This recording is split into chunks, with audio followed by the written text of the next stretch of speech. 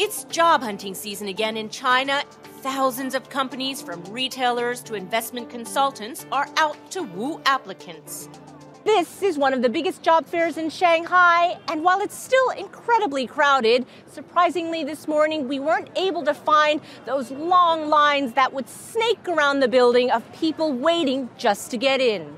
Strange, considering there will be nearly 7.3 million university students across China graduating this year. Media is calling it their toughest year ever to find work.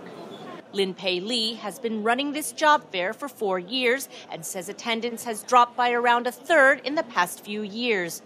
One reason, the bright lights of China's big cities just aren't the draw they used to be. Cao Wei is a student from Jiangsu province near Shanghai. If I don't find a job here, I'll go back home because I hear it's developing well back there. There are good companies there too, and I can make money and take care of my family. While China's economy is slowing down and surveys show many companies downbeat about hiring, the factory and business owners we spoke to say they are still struggling to find workers. Yuan Lin is in charge of opening new stores. We have a lot of workers from rural China. In the last 2 years, with the 90s generation and the one-child policy, many of them are unable to deal with hardship. When they have a problem, they call their parents for help and then quit and go home. Of course, China's young workers may have good reason to be fickle, especially in upper-tier cities, says labor economist Lu Ming. Salaries have been rising, but haven't kept up with the rise of living costs, mainly property prices.